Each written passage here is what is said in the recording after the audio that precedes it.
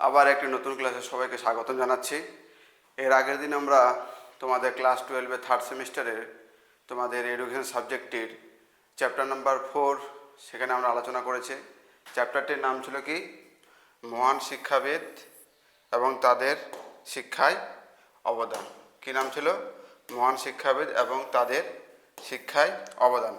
তো এই অধ্যায় থেকে অলরেডি আমরা তিনটি মনীষীকে পড়েছি বা তিনজন শিক্ষাবিদকে পড়েছি। এখানে টোটাল 5 জন শিক্ষাবিদ রয়েছে, তার মধ্যে 3 জন আমাদের ভারতীয় এবং 2 জন রয়েছে ওয়েস্টার্ন। তাহলে 3 জনের মধ্যে আমরা স্বামী বিবেকানন্দ, রবীন্দ্রনাথ ঠাকুর এবং এর আগের দিন গান্ধীজিকে আলোচনা করেছি। আজকে আলোচনা করব আমরা রুশোকে নিয়ে এবং এরপরের দিন আমরা আলোচনা করব জন ডিউইকে নিয়ে। এই ক্লাসগুলো একটু বড় হচ্ছে। এর আগের ক্লাসটা মোটামুটি 36 মিনিট একটা ক্লাস হয়েছে।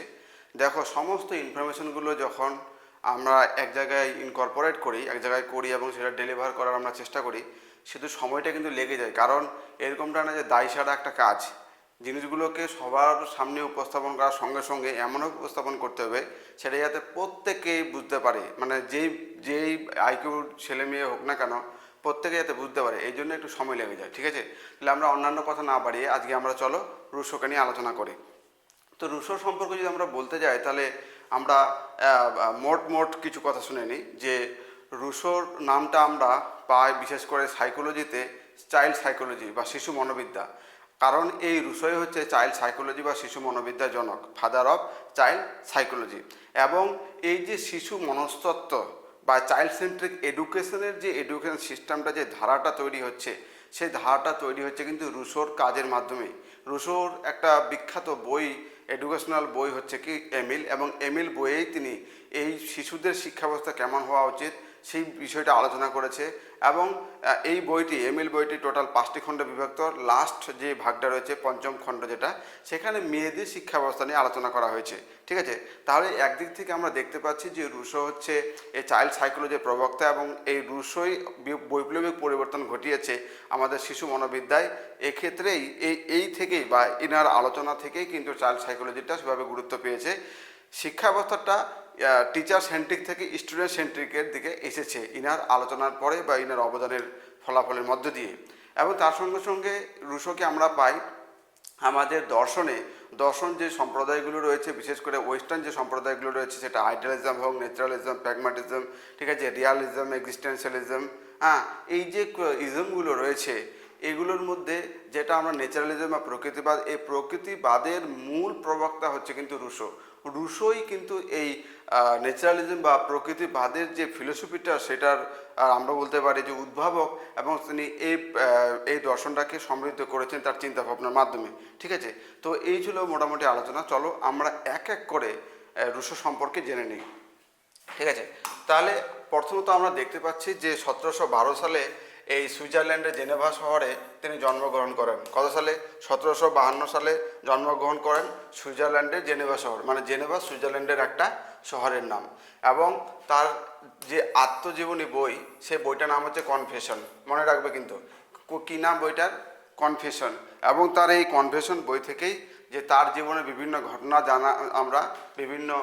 তার জীবনের বিভিন্ন ঘটনা আমরা জানতে পারি।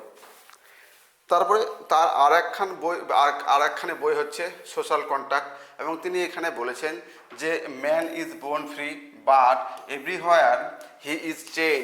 অর্থাৎ মানুষ যখন জন্মগ্রহণ করে তখন সে স্বাধীনভাবে জন্মগ্রহণ করে, কিন্তু জন্মগ্রহণ করার পর চারিদিক থেকেই তাকে একটা শৃঙ্খলার মাধ্যমে ধরে মানে বেঁধে দেওয়া হয়, বা তাকে একটা চেইনের মাধ্যমে বেঁধে দেওয়া হয়। ঠিক আছে, ওয়ান ম্যান থিংস, একটা মানুষ ভাবে যে himself the master of the other, একজন মানুষ আরেকজন মানুষের থেকে অনেক ভালো, বা সে অনেক মানুষ থেকে অনেকটা বেশি জানে। অর্থাৎ সবসময় নিজেকে উঁচু করে দেখার যে মানসিকতা, সেই বিষয়টাকে বলছে যে একজন মানুষ মাস্টার ভাবে অন্যদের থেকে, but remain more of the slave then they are. অর্থাৎ এটার ফলে কি হয়, সে দিনের পর দিন আর মানে আজকে যে অবস্থা আছে তার থেকে আরও বেশি সে কৃতদাস বা দাসত্বে পরিণত হয়। ঠিক আছে, অর্থাৎ মুদ্রা কথা এই যে রুশো যখন আমরা আলোচনা করব, রুশোর প্রত্যেকটা ক্ষেত্রে তিনি সব থেকে বেশি গুরুত্ব দেবেন প্রকৃতিকে। এবং তিনি বলেছেন যে এই যে সমাজ ব্যবস্থা, এই সমাজ ব্যবস্থাটা হচ্ছে আর্টিফিশিয়াল বা কৃত্রিম, মানুষ সেখানেই মানুষ হয়ে উঠতে পারে যদি সেই নেচারটা একদম পিওর থাকে, সেখানে যদি সমাজে যাতে ধরাছোঁয়া না থাকে, এরকম পরিবেশেই একজন মানুষ একজন সত্যিকারে শিক্ষা পেতে পারে, সত্যিকারে মানুষ হতে পারে। এই চিন্তা ভাবনায় কিন্তু তার এই কোটেশনটাতে আমরা দেখতে পাচ্ছি। তারপরে যদি বিষয়ে আমরা আলোচনা করি যে প্রকৃতিবাদী দার্শনিক শিশু শিক্ষার জনক, এই যে কিছুক্ষণ আগে বললাম যে চাইল্ড সাইকোলজির জনক হচ্ছে আমাদের এইকে রুশো। কি চাইল্ড সাইকোলজির জনক হচ্ছে রুশো, এই কথাটা এখানে বলছে। তো বলছে শিশু শিক্ষার জনক রুশো শিক্ষা সংক্রান্ত বিখ্যাত গ্রন্থ, তার শিক্ষা সংক্রান্ত বিখ্যাত গ্রন্থ হচ্ছে এমিল, যেটা 1962 সালে তিনি প্রকাশ করেন। বোঝা গেল? তাহলে চাইল্ড সাইকোলজির যে ধারাটা বা চাইল্ড সাইকোলজির যে শিক্ষার যে একটা সিস্টেমেটিক যে ধারা শুরু হয়েছে, সেটা কিন্তু এই রুশোর বিখ্যাত বই, যেটা তিনি 1962 খ্রিস্টাব্দে লিখেছেন এমিল, সেই বই থেকেই তিনি এখান থেকে এটা শুরু হয়েছে। তারপরে রুশো ছিলেন শিক্ষাক্ষেত্রে প্রকৃতিবাদের জনক, যে কথাটা বললাম যে ন্যাচারালিজমের ফাদার হচ্ছে কে, এই রুশো। তাহলে চাইল্ড সাইকোলজি এবং প্রকৃতিবাদ এই দুটোরই জনক হচ্ছে কে, রুশো। এবং তার একটা বিখ্যাত কোটেশন হচ্ছে গো ব্যাক টু নেচার, অর্থাৎ চলো প্রকৃতির মধ্যে আমরা ফিরে যাই। অর্থাৎ যে কথাটা বারবার বলছি যে রুশো কিন্তু এই সময় ব্যবস্থাটাকে কৃত্রিম বলেছে, এবং তিনি বলেছেন যে আমাদেরকে যদি সঠিক মানুষ হতে হয় তাহলে আমাদেরকে অবশ্যই সে প্রকৃতির মধ্যে থাকতে হবে। এই জন্য তার স্লোগান হচ্ছে গো ব্যাক টু নেচার। চলো আমরা পরেরটা দেখে নিই। রুশোর যদি দার্শনিক চিন্তাভাবনা আমরা দেখি, রুশোর দার্শনিক চিন্তাভাবনার দিক থেকে তিনি কেমন ছিলেন, তাহলে তার যে প্রকৃতিবাদ, এই প্রকৃতিবাদের চারটি মূল কথা, অর্থাৎ এই প্রকৃতিবাদকে বলা হচ্ছে ন্যাচারালিজম। তার এই চারটি মূল কথা হচ্ছে স্বাধীনতা, বিকাশ, আগ্রহ এবং সক্রিয়তা। কি কি? স্বাধীনতা অর্থাৎ ফ্রিডম, বিকাশ গ্রোথ, আগ্রহ ইন্টারেস্ট এবং সক্রিয়তা বা অ্যাক্টিভিটি। এই চারটা হচ্ছে ন্যাচারালিজমের মূল কথা। এই চারটা হচ্ছে ন্যাচারালিজমের মূল কথা। তারপর বলছে রুশো তার এমিল গ্রন্থে, তার যে এডুকেশনাল যে বইটা আমরা এর আগের পেজে যে নামটা দেখলাম এডুকেশনাল বুক, এই এমিল গ্রন্থে 3 প্রকার প্রকৃতির কথা বলেছেন। কত প্রকার? 3 প্রকার প্রকৃতির কথা বলেছেন। প্রথম হচ্ছে জাগতিক প্রকৃতি, জৈবিক প্রকৃতি এবং মানসিক প্রকৃতি। কি কি? জাগতিক প্রকৃতি, জৈবিক প্রকৃতি এবং মানসিক প্রকৃতি। তারপরে আমরা রুশোর যে বইগুলো তিনি লিখেছেন সেই বইগুলোর নাম আমরা এক এক করে জানার চেষ্টা করব। 1 নম্বর হচ্ছে the progress of arts and science, যেটা 1750 সালে লিখেছেন। দি অরিজিন অফ ইকুয়ালিটি এবং 1753 সালে লিখেছেন। দি নিউ হেলোইস রোম্যান্স, সেটা তিনি লিখেছেন 1759 সালে। দি নিউ হেলোইস যেটা বই লিখেছেন তিনি 1761 সালে।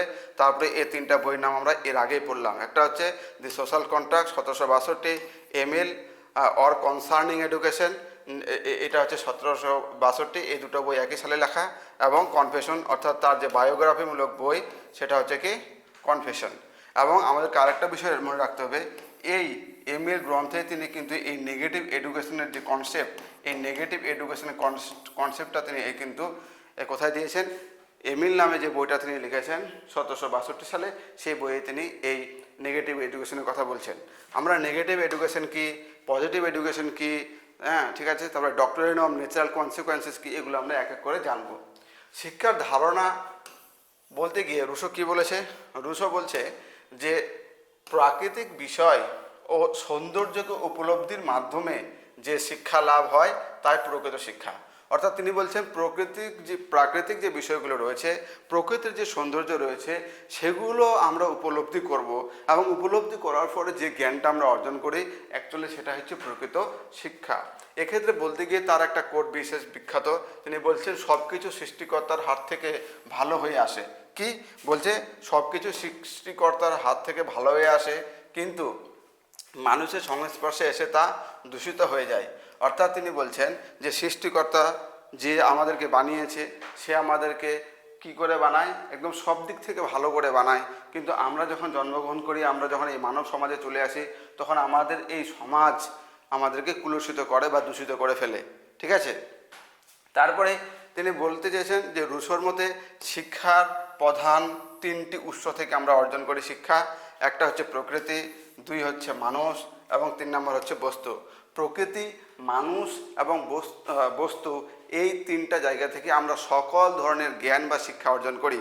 অর্থাৎ একজন ব্যক্তি জন্মগ্রহণ করার পর এবং মৃত্যুর আগে পর্যন্ত এই তিনটা উৎস থেকে তার জ্ঞান অর্জন করে, তার অভিজ্ঞতা বাড়ায়, তার স্কিমা বাড়ায়। ঠিক আছে, কী কী? প্রকৃতি, মানুষ এবং বস্তু। এই তিনটা উৎস থেকে আমরা সমস্ত ধরনের জ্ঞান অর্জন করে থাকি। শিক্ষার লক্ষ্যের কথা বলতে গিয়ে রুশো বলছে যে শিক্ষার লক্ষ্যকে আমরা দুভাগে ভাগ করব। একটা হচ্ছে সাধারণ লক্ষ্য, শিক্ষার সাধারণ লক্ষ্য, আর একটা বিশেষ লক্ষ্য। সাধারণ লক্ষ্য কি? সাধারণ লক্ষ্য হচ্ছে জ্ঞানেন্দ্রিয় ও কর্মেন্দ্রিয়গুলিকে কার্যকর করে তোলা। অর্থাৎ আমাদের যে চক্ষু, কর্ণ, নাসিকা, জিহ্বা, ত্বক এবং আমাদের যে 5টা কর্মেন্দ্রিয় রয়েছে এগুলোকে কার্যকর করা এবং সেগুলোকে কাজে লাগানো।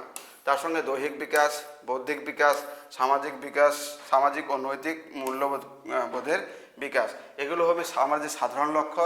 এবং শিক্ষার বিশেষ ধর্মীয় লক্ষ্য বলতে গিয়ে তিনি আমাদের যে জীবন বিকাশের স্তরগুলো রয়েছে সেই জীবন বিকাশের প্রত্যেকটা স্তর, যেমন হোক শৈশবকাল, বাল্যকাল, কৈশোরকাল, যৌবনকাল এবং নারী যৌবনকাল পর্যন্ত আমাদের এই 4টা হচ্ছে আমাদের কি?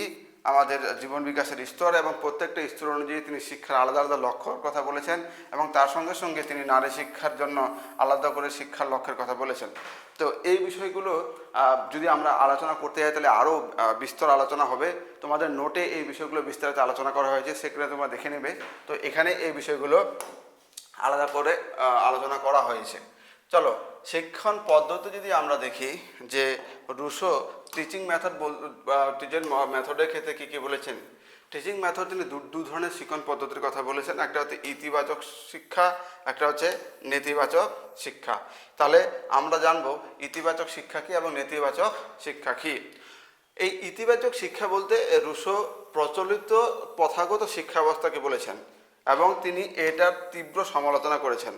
একটা কথা মনে রাখবে যে রুশো কোনো দিনই এই সমাজকে মেনে নেয়নি, এই সামাজিক যে রীতিনীতিগুলোকে এগুলোকে মেনে নেয়নি। তাহলে সেই সময়টাতে তিনি 1762 সালে যে তিনি বইটা লিখছেন, এমিল নামক বইটা, সেই সময়টাতে যে শিক্ষা ব্যবস্থা প্রচলিত ছিল, যে শিক্ষা ব্যবস্থার যদি বৈশিষ্ট্যগুলো আমরা দেখি যে শিক্ষক কেন্দ্রিক শিক্ষা ব্যবস্থা, শিক্ষার্থীদেরকে মুখস্থ বিদ্যার দিকে বিশেষ করে ঠেলে দেওয়া হতো, তাদের উপর বইয়ের বোঝা চাপিয়ে দেওয়া হতো, তাদেরকে কঠোর শৃঙ্খলার মধ্যে রাখা হতো। এই যে একটা ঘিসা পিটা যে একটা শিক্ষা ব্যবস্থা, এই যে ঘিসা পিটা শিক্ষা ব্যবস্থাটাকে তিনি বলেছেন ইতিবাচক শিক্ষা এবং তিনি এটার তীব্র বিরোধিতা বা তীব্র সমালোচনা করেছেন। এবং তিনি যে শিক্ষা ব্যবস্থার কথা বলেছেন সেটা হচ্ছে নেতিবাচক শিক্ষা ব্যবস্থা, অর্থাৎ তিনি নেতিবাচক শিক্ষার কথা বলেছেন। এবং তিনি এই নেতিবাচক শিক্ষার কনসেপ্ট দিতে গিয়ে বলেছেন যে নেতিবাচক শিক্ষা মানে এই না যে কোনো শিক্ষা না দেওয়া বা শিক্ষার্থীদেরকে নিষ্ক্রিয় করে রাখা। এর পরিবর্তে তিনি বলতে চাইছেন যে শিশুকে অকাল নৈতিক উপদেশ, মুখস্থবিদ্যা এবং সামাজিক কুলসতা থেকে মুক্ত রেখে প্রাকৃতিক সহচর্যের নিজের অভিজ্ঞতা ও ইন্দ্রিয়ের মাধ্যমে শিখতে দেওয়া। অর্থাৎ তিনি বলছেন যে এই ছেলেমেয়েদেরকে, বাচ্চাদেরকে আমরা যখন তখন উপদেশ দিয়ে দেব, তাদেরকে মুখস্থবিদ্যায় আমরা চাপ দেব বা তাদেরকে অভ্যস্ত করিয়ে ফেলবো, বা সমাজের যে এই যে নিয়ম নীতির ফলে তাদেরকে যে দূষিত করছে এই বিষয়গুলোতে থেকে তাদেরকে দূরে রেখে তাদেরকে প্রকৃতির মধ্যে ছেড়ে দাও। সে প্রকৃতি থেকে সে অভিজ্ঞতা অর্জন করবে, তার ইন্দ্রিয়ের মাধ্যমে সে শিখবে। তার যে 5টা ইন্দ্রিয়, সেই 5টা ইন্দ্রিয়কে কাজে লাগিয়ে সে প্রকৃতি থেকে শিখবে। এভাবেই তার শিক্ষা সম্ভব। এই জন্য ইতিবাচক শিক্ষা বলতে তাহলে কি, যেটা গতানুগতিক শিক্ষা ব্যবস্থা, সেই শিক্ষা ব্যবস্থাটা। আর নেতিবাচক শিক্ষা হচ্ছে যে শিক্ষার্থীকে প্রকৃতির মধ্যে ছেড়ে দাও, তারা সহজাতভাবেই শিখবে, পড়বে, জানবে। তারপরে যেটা বললাম যে ডক্টরিন অফ ন্যাচারাল কনসিকুয়েন্সেস, এটা কি? এটা হচ্ছে বাংলায় এটাকে বলছে প্রাকৃতিক ফলাফলের তত্ত্ব। অর্থাৎ প্রকৃতি যে ফলাফল দেবে সেই ফলাফলের মাধ্যমে একজন শিক্ষার্থী তার জীবন আচরণ পরিবর্তন করবে, তার জীবনকে কন্ট্রোল করবে, তার জীবনকে সে শৃঙ্খলার মধ্যে আনিয়ে আসবে। এই জন্য রুশো বলছে যে শিশুদের শৃঙ্খলা ও আচরণ শেখানোর জন্য কোনো কৃত্রিম শাস্তি বা শারীরিক প্রহার দেওয়া উচিত নয়। তার বদলে শিশু তার নিজের কাজের প্রাকৃতিক পরিণতি বা ফলাফলের মাধ্যমে সঠিক শিক্ষা লাভ করবে।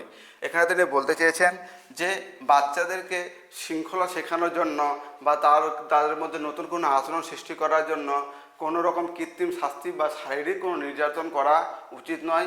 এর বদলে কী করা উচিত? বলছে যে শিশুকে তার মতো করে প্রকৃতির মধ্যে ছেড়ে দাও, প্রকৃতিতে যে সেই যে কাজগুলো করবে সেই কাজগুলোর ফলাফল হিসেবে সে যে পরিণতি পাবে বা ফলাফল পাবে, সেই ফলাফলের দরুন সে কিন্তু নিজের জীবনকে শৃঙ্খলায়িত করবে। এবং এটা তোমরা বুঝতে পারবে যদি তোমরা এর নিচের উদাহরণটা দেখো। এই উদাহরণটাতে কি বলছে দেখো, বলছে যদি যদি ঠান্ডার সময়, যেরকম তিনি সুইজারল্যান্ডের অধিবাসী, তাহলে সেখানে বেশিরভাগ সময়ই ঠান্ডা। তো তিনি বলছেন যে শিশু যদি জানালার কাঁচ ভেঙে ফেলে তবে তাকে মারধর না করে ঘর ঠান্ডা হয়ে যাওয়ার কষ্ট অনুভব করতে দেওয়া উচিত। এতে সে বুঝতে পারবে কাঁচ ভাঙার পরিণতি কী। অর্থাৎ তিনি বলতে চেয়েছেন যে শীতের রাত্রে কোনো বাচ্চা যদি জানালার কাঁচ ভাঙে তাহলে তাকে ভাঙতে দাও। সে ভেঙে দিল, ভেঙে দেওয়ার পর তাহলে কি সমস্ত ধরনের ঠান্ডা বাতাস ভিতরে ঢুকবে, কুয়াশা ভিতরে ঢুকবে, তাহলে প্রচণ্ড ঠান্ডা লাগবে, হাড় কাঁপুনি দিয়ে ঠান্ডা লাগবে। সে যে এই কষ্টটা পাবে, এই কষ্টটার মাধ্যমে সে শিখবে কি যে না, এই কাঁচ ভাঙা যাবে না, জানালার কাঁচ ভাঙলে এই সমস্যাগুলো তৈরি হবে, সেহেতু আমি এরপরে আর কোনো সময় আমি জানালার কাঁচ ভাঙবো না। এই করে তারা শিখবে। এই যে থিওরিটা বা এই তত্ত্বটা, এর বিপরীতে অনেক রকম যুক্তি দেয় যে এরকম জ্ঞান কোনোভাবেই সম্ভব না, বা প্রত্যেকটা জ্ঞান আমরা যাচাই করে কিন্তু আমরা উপলব্ধি করতে পারবো না। যেমন ধরে নাও যে অনেকে এরকম করে যুক্তি দেয় যে ধরে নাও যে কোনো একটা কেউ হয়তো একটা অনেক উঁচু ব্রিজে দাঁড়িয়ে আছে, এবার ওর জানার ইচ্ছা হচ্ছে যে এখান থেকে যদি আমি লাফ দিই তাহলে আমি কি মরে যাবো কি মরবো না। তাহলে তাকে কি করতে হবে, অ্যাকর্ডিং টু রুশো তাকে লাফ দিতে হবে। সে যদি লাফ দেয় তাহলে কি, ও যদি মারা যায় তাহলে ও কি শিখবে? অ্যাকচুয়ালি শিখতেই ওর জীবনটা শেষ। তাহলে কি অনেক সময় আমরা বিভিন্ন মানুষের অভিজ্ঞতা থেকে শিখি, আমরা অনুমানের মাধ্যমে শিখি, কিন্তু রুশো বলেছে যে যাচাইয়ের মাধ্যমে শিখবে, প্রত্যেকটা বিষয় শিখবে সে কি প্রকৃতির ফলাফল, সে যে কাজগুলো করবে সেই কাজের ফলাফল হিসেবে সে যে পাবে সেই বিষয়টা সে শিখবে। কিন্তু অনেক মনোবিজ্ঞানী বলেন বা অনেক শিক্ষাবিদ বলেন এটা সব জায়গায় কার্যকর হবে না। তারপরে শৃঙ্খলার ক্ষেত্রে কি বলছেন, ডিসিপ্লিন। তিনি ডিসিপ্লিনের ক্ষেত্রে স্পন্টেনিয়াস ডিসিপ্লিন বা স্বতঃস্ফূর্ত শৃঙ্খলার কথা বলেছেন। এই স্বতঃস্ফূর্ত বানানটা একটু ঠিক করে নেবে, ঠিক আছে? তো স্বতঃস্ফূর্ত শৃঙ্খলার কথা বলেছেন। স্বতঃস্ফূর্ত শৃঙ্খলা কি? অর্থাৎ শিক্ষার্থীরা নিজেরা নিজেদেরকে শৃঙ্খলায়িত করবে। কি করবে? শিক্ষার্থীরা নিজেরা নিজেদেরকে শৃঙ্খলায়িত করবে। তারপর শিক্ষকের ভূমিকা। শিক্ষকের ভূমিকা বলতে গিয়ে রুশো দুভাবে এটাকে ব্যাখ্যা করেছেন। বলছে পরোক্ষ নির্দেশক, আর একটা হচ্ছে পরিবেশ সৃষ্টিকারী। পরোক্ষ নির্দেশক কি? বলছে যে শিক্ষক হবেন একজন দর্শক এবং রক্ষক। কি করবে? এবং তিনি কঠোর শাসন করবেন না। অর্থাৎ শিক্ষক শিক্ষার্থীকে দূর থেকে দর্শক হিসাবে দেখবে, এবং সে যদি কোনো রকম বিপদে পড়ে তাহলে সে তাকে রক্ষা করবে, কিন্তু কোনো রকম শাসন করবে না।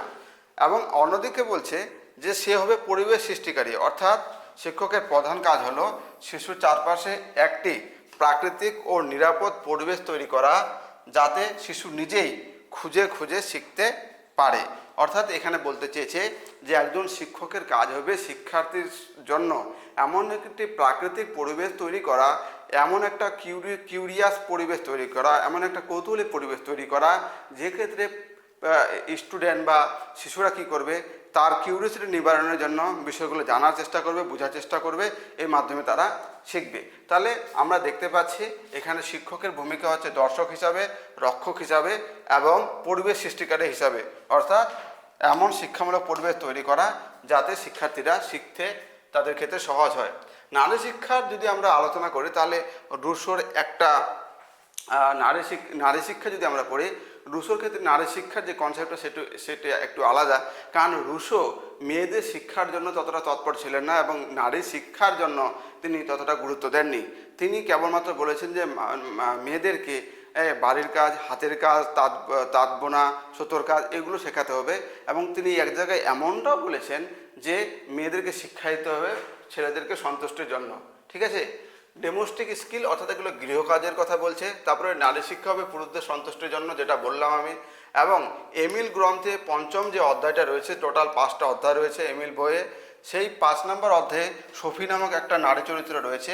এই চরিত্রের মাধ্যমে আমরা নারী শিক্ষার কথা তিনি কি বলতে চেয়েছেন, কি তুলে ধরেছেন, সেটা আমরা জানতে পারি। তাহলে এমএলের 5 নম্বর যে অধ্যায়, সফি নামে যে চরিত্রটা রয়েছে, এটা একটা নারী চরিত্র। এই চরিত্রের মাধ্যমে আমাদেরকে বোঝানোর চেষ্টা করেছে যে মেয়েদেরকে শিক্ষা কেমন হওয়া উচিত। মেয়েদের শিক্ষাগত প্রভাব বা শিক্ষামূলক অবদান যদি আমরা দেখি রুশোর, তাহলে তিনি শিশুকেন্দ্রিক শিক্ষার জনক, এটা আমরা জানলামই। তারপরে তিনি লার্নিং বা ডুইং অর্থাৎ কাজের মাধ্যমে শিক্ষার কথা বলছেন। তিনি বলছেন যে কেবল মুখস্থ বিদ্যা নয়, আমরা মুখস্থ বিদ্যার উপর গুরুত্ব বেশি দিব না, মুখস্থ বিদ্যা নয়, বরং হাতে নাতে কাজের মাধ্যমে শিশুরা অভিজ্ঞতালব্ধ শিক্ষাকে গুরুত্ব দেওয়া উচিত বা গুরুত্ব দিতে হবে। তারপরে তিনি ইন্দ্রিয় প্রশিক্ষণের কথা বলছেন। আমাদের যে পঞ্চ ইন্দ্রিয় রয়েছে সেগুলোকে সঠিকভাবে আমাদেরকে কাজে লাগাতে হবে, কারণ এগুলোই হচ্ছে আমাদের জ্ঞান অর্জনের প্রবেশদ্বার। অর্থাৎ তিনি বলছেন আমাদের যে পাঁচটা পঞ্চেন্দ্রিয় রয়েছে বা আমাদের যে জ্ঞানেন্দ্রিয়গুলো রয়েছে, চক্ষু, কর্ণ, নাসিকা, জিহ্বা, ত্বক, এই পাঁচটা জ্ঞানেন্দ্রিয়কে কাজে লাগিয়ে আমাদেরকে জ্ঞান অর্জন করতে হবে, কারণ এগুলো হচ্ছে জ্ঞানের প্রবেশদ্বার। যেমন ধরে নাও যে আমি এই পেনটার এটা যে কালার, এটা দেখতে কালো, তাহলে এইটা আমি কি করে বুঝলাম? আমি চোখে দেখে এটা বুঝতে পারলাম, ঠিক আছে? তাহলে এই পেন সম্পর্কে যে একটা গুণ হচ্ছে কি একটা কালার বা রং, এটা হচ্ছে কি কালো। আবার আমি যখন এটা হাত দিয়ে ছুঁয়ে দেখছি, তাহলে এটার যে স্মুথনেস, সফট, ঠিক আছে, এই যে স্মুথনেস রয়েছে স্পর্শ করে, তখন আমরা কি দিয়ে বুঝতে পারলাম? এটা আমি ত্বক দিয়ে বুঝতে পারলাম, ঠিক আছে? আবার ধরে নাও যে আমি কোনো ফুল নাকের কাছে নিয়ে আসলাম, তার গন্ধটা আমি বুঝতে পারলাম যে না, এটা গোলাপ ফুল বা গাঁদা ফুল বা অন্য কোনো ফুল। তাহলে এই যে গন্ধটা কিন্তু এক প্রকার ইনফরমেশন, গুণ বা বৈশিষ্ট্য, যেটা কোনো ফুলের বা অন্য কোনো বিষয়ের। তাহলে আমরা এরকম আমাদের প্রত্যেকটা পাঁচটা ইন্দ্রিয়কে কাজে লাগিয়ে আমরা জ্ঞান অর্জন করি, বা এই জ্ঞান অর্জন করার মাধ্যমে আমরা কিন্তু এই পাঁচটা ইন্দ্রিয়কে এই জন্য আমরা জ্ঞানের প্রবেশদ্বার বলে থাকি। তারপরে রুশোর একটা গুরুত্বপূর্ণ কোটেশন হচ্ছে, the child is a book which the teacher has to learn from page to page. অর্থাৎ